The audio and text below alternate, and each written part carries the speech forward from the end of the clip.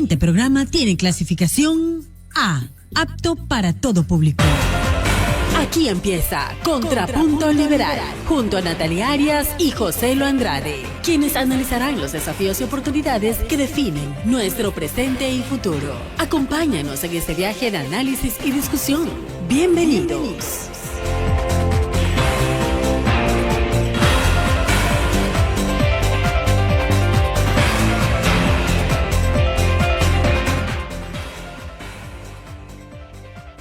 Vez más en su programa Contrapunto Liberal les damos la bienvenida. Para quienes no conozcan al Instituto Ecuatoriano de Economía Política, es importante que sepan que se trata de un centro de estudios privado y además independiente que desde hace décadas analiza los hechos noticiosos económicos, sociales, políticos que acontecen en Ecuador, para efectos de poder transmitir cuáles son esos principios que nos podrían llevar a una sociedad libre y próspera a través de instituciones como propiedad privada, Estado de Derecho, mercados libres y demás. Quisiéramos darle la bienvenida en esta tarde a Paz Gómez, que ya se encuentra en este momento conectada y lista para poder conversar acerca de todos estos temas que en este momento están rondando a propósito de la reciente primera jornada, en este caso primera vuelta de las elecciones generales 2025 en Ecuador. Paz, qué gusto saludarte, ¿cómo estás? Y feliz de estar aquí en el programa compartiendo con ustedes. Qué maravilla, Paz. Qué bueno poder conversar contigo a través de los micrófonos de Contrapunto Liberal. Ya le damos la bienvenida en este momento a José Lo Andrade, que se ha incorporado en este instante. Y quisiéramos arrancar de entrada con estos primeros comentarios acerca de este proceso que está viviendo el Ecuador después de la primera vuelta. Sí, adelante, Paz. Muy buenas tardes. Hola José, un gusto saludarte.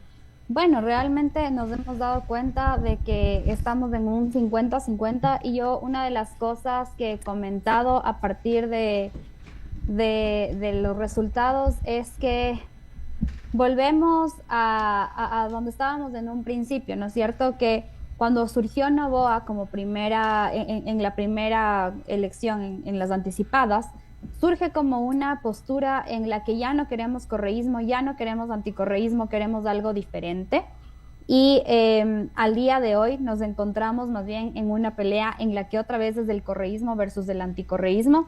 Y lo que vemos aquí también yo creo que es una fuerte postura del correísmo hacia imponer agenda. ¿Qué es lo que ha estado haciendo el novoísmo durante este tiempo? Uno, atender las crisis que hemos vivido una tras otra, con el tema seguridad y luego con el tema energético. Y segundo, tratar de ir respondiendo a una agenda que está impuesta y que no son ellos quienes lo están armando, es el correísmo. Y por eso volvemos al punto en que estamos y por eso también vemos cómo el correísmo ha logrado volver a fortalecerse y tener ahora un 45%. Dejándonos solo una posibilidad de un 10% a combatir entre los dos candidatos. Es tremendo esto de la polarización, ya lo vamos a analizar. Un punto que había olvidado, Paz, y que no podemos nosotros dejar de mencionar, es que además de buena amiga de la libertad, tú eres directora académica en la organización Libre Razón y directora de investigación en Impunity Observer. Ya nos contarás un poco más de ese punto. José. Bueno, en efecto, nosotros creo que encontramos dos posturas encontradas, nuevamente, como bien lo anotas, Paz, pero a mí me llama la atención lo siguiente. Al final del día, ya en dos ocasiones se le ha ganado al correísmo o al socialismo del siglo XXI, y se le ha ganado por muy poco. Así que lo que en realidad a mí me parece que se encuentra en disputa es que el presidente Noboa de alguna forma le hable a la gente que ya votó por él en el pasado y que tal vez hoy no se encuentra muy de acuerdo con lo que está haciendo, ya, pero le hable en una actitud o desde una postura de entiendo que hay que hacer algunas correcciones, entiendo que no se ha logrado todo lo que se esperaba, pero bueno, necesitamos algo más de tiempo. Y por el otro lado, tampoco encuentro mayor novedad en esto de que el correísmo vaya marcando la agenda, porque de hecho esa es la forma en que tradicionalmente han actuado. Recordemos cuando el prófugo de la justicia se encontraba en Ecuador, él, mediante cada sabatina, marcaba lo que iba a ser la discusión nacional de la próxima semana. De tal manera que ellos logran mantenerse en el radar de la gente, ubicarse en el radar de la gente. Pero ahorita voy a darte o a hacerte un comentario que a mí me llamó muchísimo la atención el día de ayer. Yo tengo acceso a Grok, esta inteligencia artificial de X, ya, porque tengo la cuenta pagada, y le pregunté el día de ayer, por la noche, quién iba a ganar las elecciones. Ya, me dijo lo siguiente, presten atención porque es bastante llamativo. Yo no tengo la bola de cristal para decirte quién va a ganar las elecciones. Sin embargo, en este momento, producto de las discusiones en tiempo real, te voy a decir lo siguiente. Una, el correísmo se encuentra a la defensiva. El novoísmo se encuentra en la ofensiva. Van ganando algo de espacio, por lo menos en este espacio virtual que conocemos como X. Desmantenerse la tendencia, y eso es lo que me decía esta inteligencia artificial, Grok, el día de ayer, el novoísmo ganaría las elecciones. Fíjate tú qué interesante. Bueno, realmente es interesante también. Obviamente tenemos que ver quiénes son los que están en X, cuáles son las discusiones que se están llevando a cabo ahí. Yo creo que sí impera, por ejemplo, solamente entre el grupo de analistas políticos, una gran cantidad de personas que van a hacer como estos análisis de qué pasó con el novoísmo, porque digamos que lo que pasó con Luisa, y si ya vemos como metiéndonos a provincias y a ciudades, vemos que ella más o menos se mantiene igual. Y yo comentaba esto, Luisa no se ha quemado en este tiempo, porque ni siquiera se ha vuelto perfil de opinión, la tuvieron como congelada ahí, y eso es lo que vemos con ella. Pero en cambio, obviamente, Novoa ha estado ahí como presidente, y obviamente eso también ha hecho, como tú bien dices, Joselo, que se queme de una u otra forma, porque, a ver, esto no he podido hacer bien, esto no lo he hecho porque he tenido 15 meses, entonces, obviamente necesito más tiempo para saber qué más puedo hacer, ahora ya conozco más de adentro, entonces eso es lo que a él le toca llegar con eso. Y quizás también porque Grok se da cuenta un poco de cuál es el comportamiento de las cuentas correístas, que empiezan a actuar como trolls. Entonces, las unas serán trolls, otras serán personas fanáticas del correísmo que tienden a tener esta postura de ir y lanzar insultos. Ahí está el tema de defensiva. Y justamente como que existe este comportamiento que se puede volver como masivo y Grok lo debe identificar de esa forma. Entonces, me parece muy interesante. Yo no creo que esté muy lejos de lo que tú has mencionado ahora sobre la estrategia que tiene que utilizar Novoa. Novoa es el que más ha retrocedido en términos de cuánta votación tuvo en provincias y en ciudades versus Luisa, y como tú dices, tiene que recuperar. Pero justamente tiene que recuperar básicamente esa cantidad de votos que en las elecciones, en la segunda vuelta de las elecciones anticipadas, básicamente se fue al nulas, ¿ya? Y una parte que obviamente era de Novoa. Entonces, no tiene que irse a buscar necesariamente votos del correísmo y a pelearse eso. Entonces, claro, entrar en una cancha como de me voy a buscar al que no está convencido, no es necesariamente lo que él tiene que hacer en este momento, pero obviamente ser muy asertivo con cada paso que está dando, porque nuevamente, quien se está quemando día a día es él. Luisa está ahí solamente viendo y solamente siendo una candidata como lo fue hace año y medio atrás. Claro, si reducimos esto, Paz, a un escenario absolutamente improbable, en este caso de que los dos mantengan, en este caso, la votación para la segunda vuelta, la que han obtenido en la primera, y solo se mueva una parte de esa votación que queda entre los blancos, entre los nulos, o una pequeñísima parte, en este caso, de ese porcentaje que se fue con Isa, pues el escenario no es tan alentador en ese sentido. Pero más allá de lo que dice, ¿cómo se llama? Grok. Acá en este caso, yo creo que al menos tu inteligencia artificial de X ha dado una respuesta. Yo creo que si le pregunto a la mía se va a abstener, va a decir, mira, yo en esos temas no me meto, yo creo que tú deberías preguntarle a Paz Gómez. Entonces, en este caso, Paz, o sea, yo no quiero hacer un ejercicio un poco vacío aquí. Yo quisiera realmente preguntarte, Paz, en el lamentable escenario de que optemos por regresar a aquello de lo que ya habíamos logrado salir con mucho esfuerzo, lo voy a decir en este caso, son ya 3 administraciones en este sentido, con errores y con aciertos, tratando de desmantelar lo que ha quedado más o menos todavía en pie de las instituciones tan nocivas del socialismo del siglo XXI. 3 administraciones ya en este momento, por más que 2 hayan sido cortas en este instante, entonces, o no completas. Entonces, este panorama que podría esperar a los ecuatorianos de llegar otra vez, ojalá bajo ningún concepto, ojalá bajo ninguna circunstancia llegara de nuevo al poder el socialismo del siglo XXI. ¿Qué es lo que observarías tú en ese caso como primeras acciones? Bueno, es cierto que durante estas 3 administraciones que mencionas, Natalie, se ha tratado de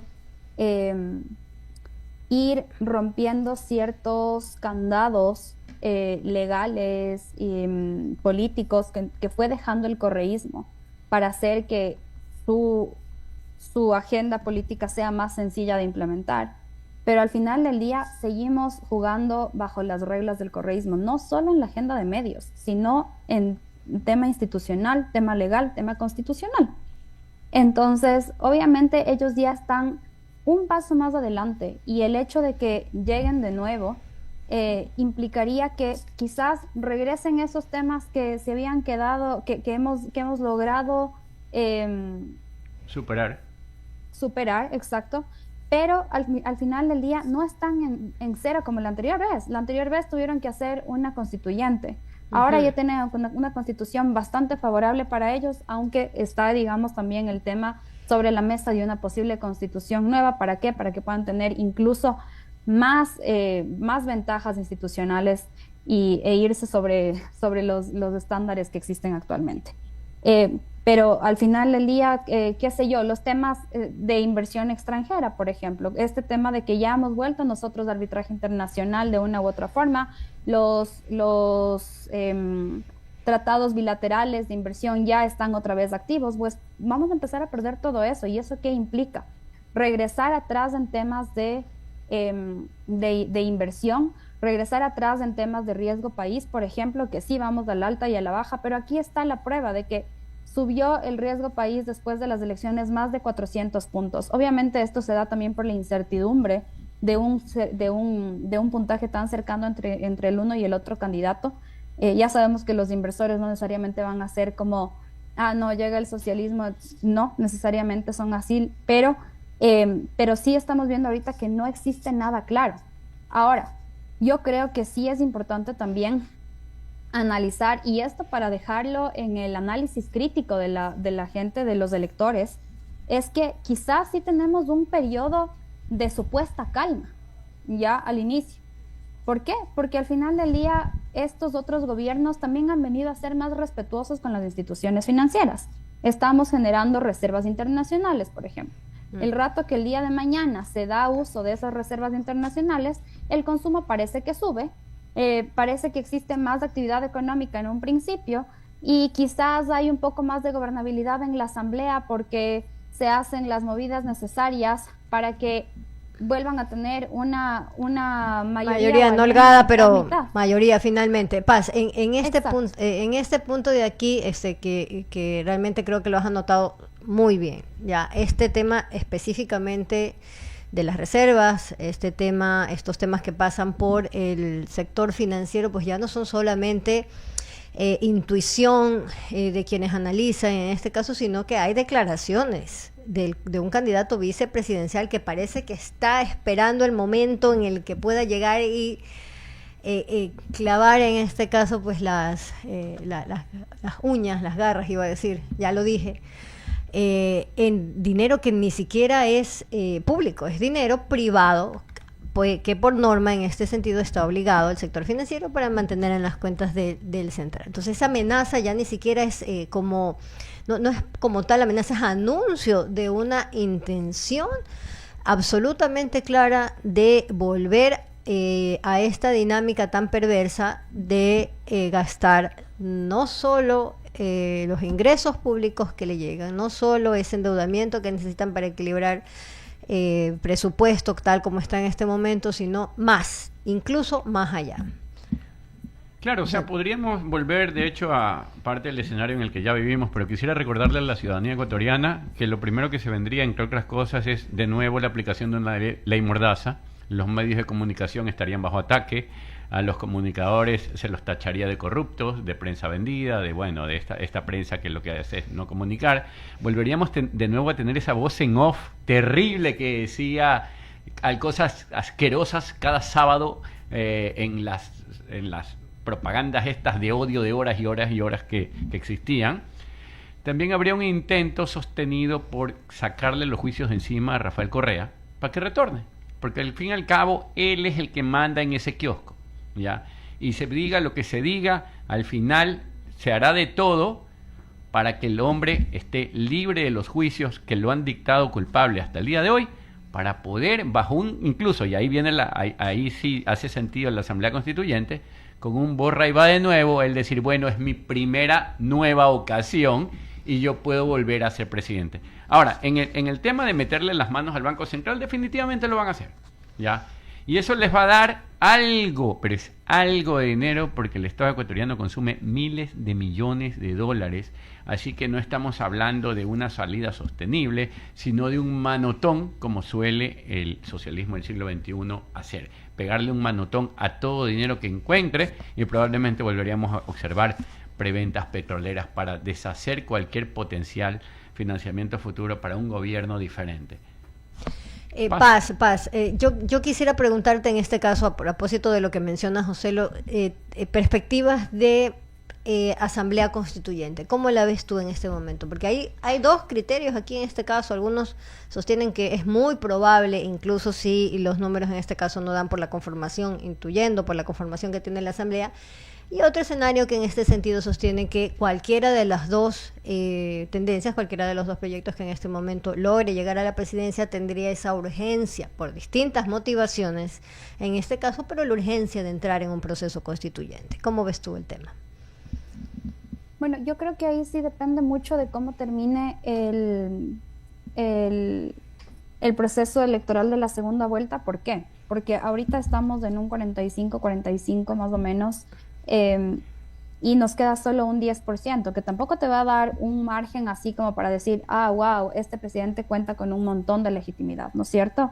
Pero depende mucho de eso para que también aprovechen esa legitimidad y esa aprobación inicial que siempre es buena para cualquier gobierno a los primeros días, y empiecen a emitir los parámetros. Yo creo que bajo un esquema de un nuevo gobierno de Noboa, y con todo lo que implica las crisis actuales, puede volverse más urgente.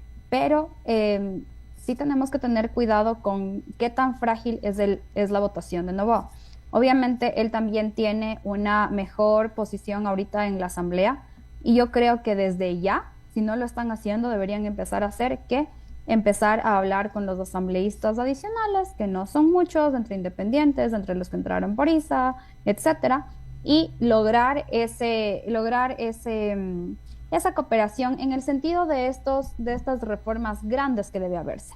Ya se están hablando de algunos temas de reforma de enmienda constitucional, entonces empezar por ahí, o sea, más allá de un tema de constituyente como nueva, empezar a medir ese clima político que puede existir a partir de estas enmiendas constitucionales que ya están sobre la mesa.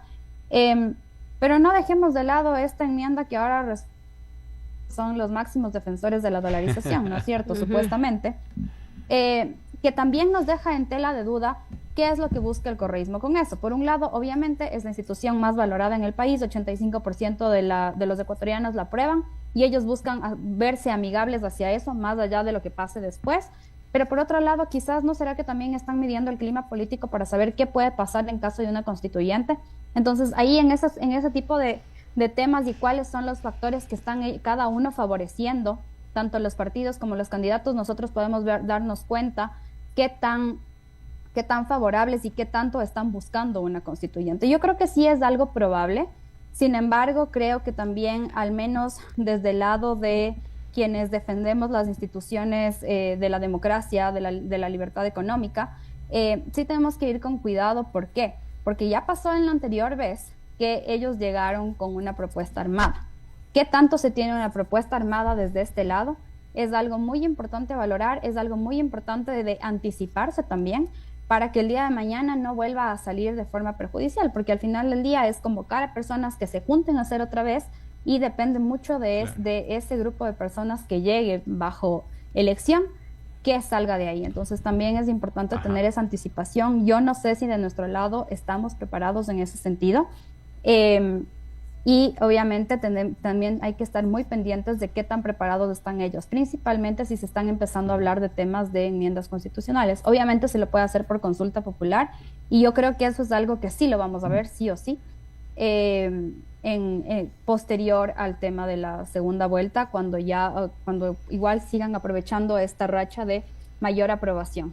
Bueno, pues, y solamente para aquellos que nos están escuchando y lo han olvidado, la vez pasada Rafael Correa no contaba con los votos para llevar al Ecuador hacia una constituyente, y ellos se bajaron a 57 diputados a través de una maniobra que se gestó desde el Tribunal Supremo Electoral, hoy CNE. Así surgió el Congreso de los Manteles, que dio paso a la constituyente. Así que si ellos quisieran llevarla adelante, no dudo que encontrarían la forma. En todo caso, es a nosotros, como dice Paz, que nos toca estar preparados para la ofensiva o para la defensiva. Cualquiera sea el escenario, desde mi perspectiva, Ecuador se encuentra bajo ataque. Este fue su programa Contrapunto Liberal del Instituto Ecuatoriano de Economía Política. Agradecerte muchísimo, Paz, por haber conversado con nosotros. A ti, Natalie, por haber estado esta tarde, como todos los jueves a las 4 de la tarde, hablando en Contrapunto Liberal del Instituto Ecuatoriano de Economía Política. Nos vemos el próximo martes. Chao, chao, chao, chao. Chao, amigos. Muchas gracias, Paz. A ustedes, muchas gracias. Bye.